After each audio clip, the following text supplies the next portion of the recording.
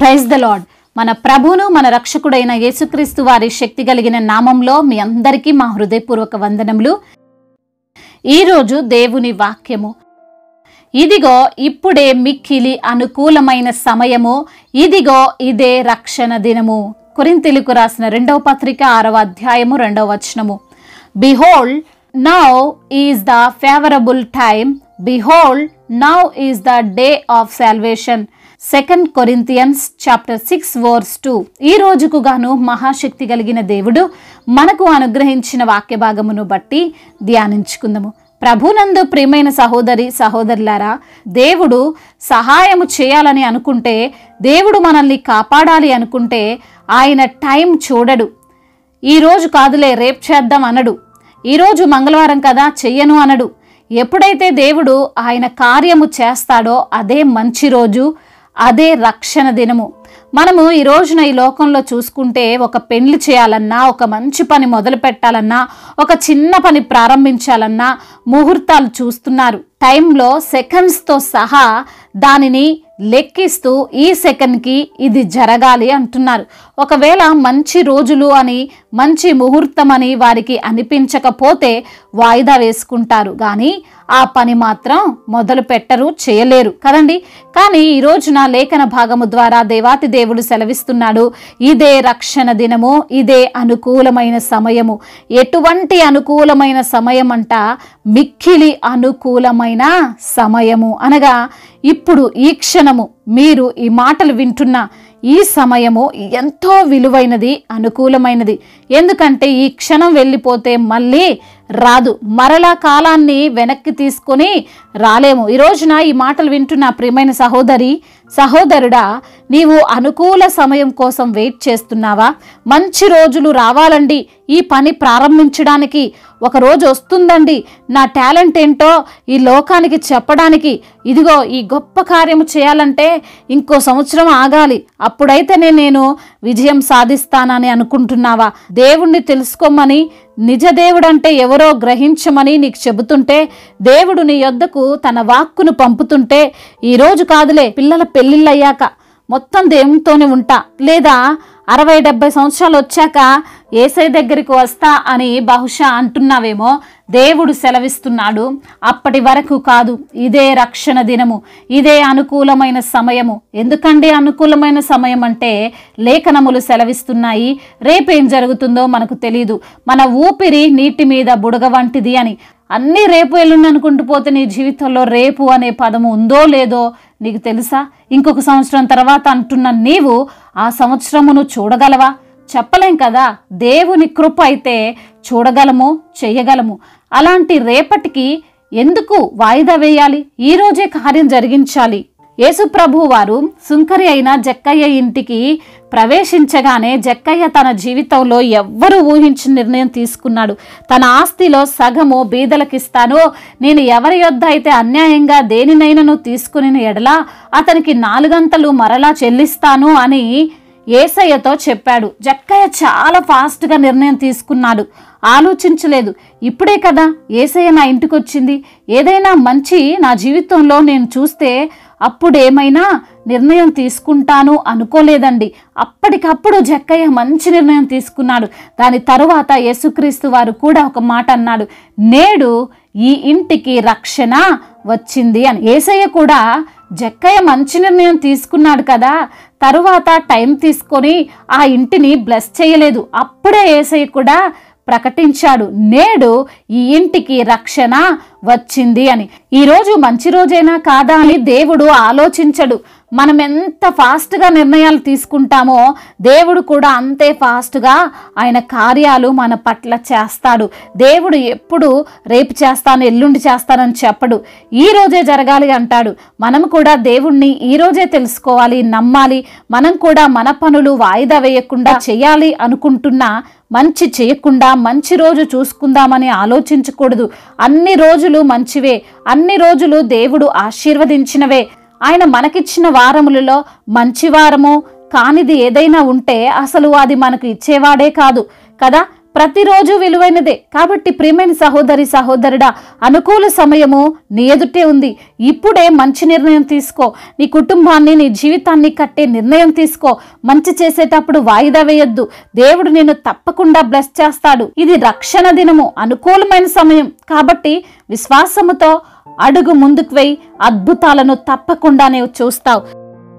దేవుడు ఈ మాటలను దీవించి మన హృదయములో ఫలింప చేయునుగాక.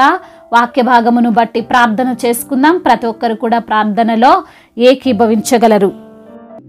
ప్రార్థన. మహాశక్తి సంపన్నుడా, మహోన్నతుడా, కృపా కనికరములు కలిగిన దేవా, జీవాధిపతి, మీకు స్తోత్రాలు చెల్లిస్తున్నాం తండ్రి. సమయంలో వాక్యము ద్వారా మీరు మాతో మాట్లాడారు ప్రభువా. ఇదిగో ఇప్పుడే మిక్కిలి అనుకూలమైన సమయము, ఇదిగో ఇదే రక్షణ దినము అనే మాటల ద్వారా మమ్మల్ని ఎంతగానో సరిచేశారు. అవును ప్రభువా, మేమేదైనా పని ప్రారంభించాలన్నా, ఏదైనా పనిలో ముందుకు వెళ్ళాలన్నా సమయాలు, మరి కాలాలతో పాటు, సెకండ్స్తో పాటు మరి తండ్రి ముహూర్తాలు చూసుకొని మేము ఆలోచిస్తూ ఆ పనిని వాయిదా వేస్తున్నాం. అయా మీరు మాతో మాట్లాడారు. అవన్నీ కాదు కానీ అయా మీ యొక్క కృప ద్వారా, మీ యొక్క కనికరము ద్వారా అయా ఏ పనైనా జరుగుతుందని ప్రభా మేము చెయ్యాలని నిర్ణయం తీసుకుంటే ఆ పనిలో మీరు మాకు సక్సెస్ని అనుగ్రహిస్తారని వాక్యము ద్వారా సూటిగా తేటగా మాతో మాట్లాడారు. అవును ప్రభువా, అయా మీ యొక్క సహాయము లేనిది, మీ యొక్క కృప లేనిది, మీ యొక్క సహకారము లేనిది మేము ఏమి కూడా సాధించలేము తండ్రి. అప్పటికప్పుడు జక్కయ్య జీవితంలో నిర్ణయం తీసుకున్నాడు. ఆ విధంగానే దేవుడు తనని బ్లెస్ చేశాడని తండ్రి వాక్యము ద్వారా మీరు మాతో మాట్లాడారు. అవును తండ్రి, మా నిర్ణయాలు మేము ఫాస్ట్గా తీసుకొని మీ చేత ఆశీర్వదింపబడిన వారముగా మేము ఉండడానికి సహాయం చేయండి.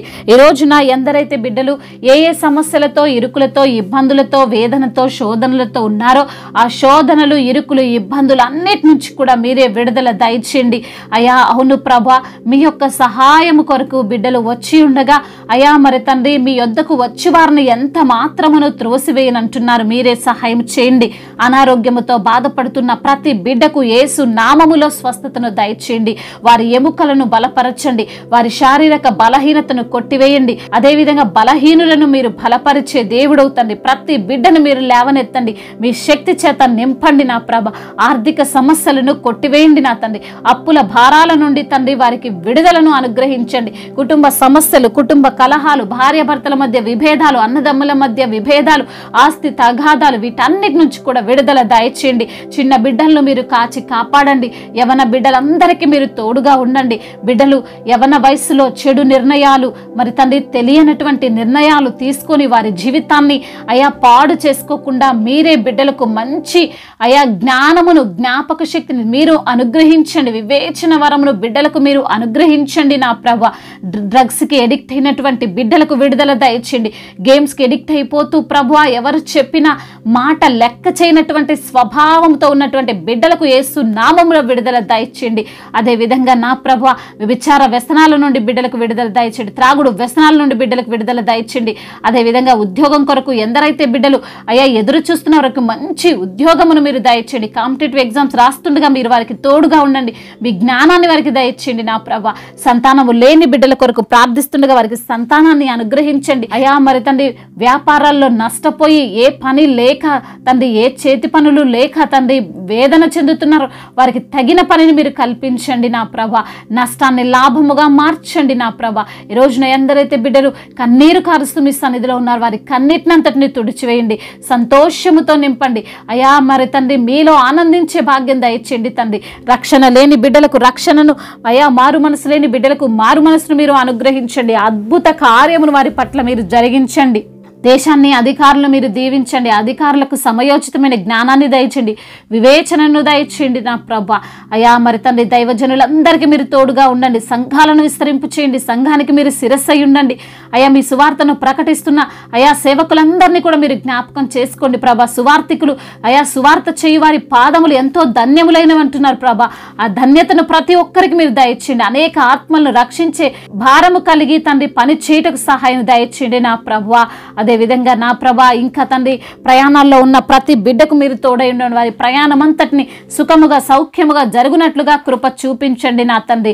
అదేవిధంగా నా తండ్రి ఇతర దేశాల్లో ఉంటున్న ప్రతి బిడ్డకు మీరు తోడై ఉండండి అయా. వారి యొక్క తండ్రి దుఃఖమును కొట్టివేయండి, వారికి ఉన్న కష్టాలన్నిటి నుంచి విడుదల దయచేయండి తండ్రి.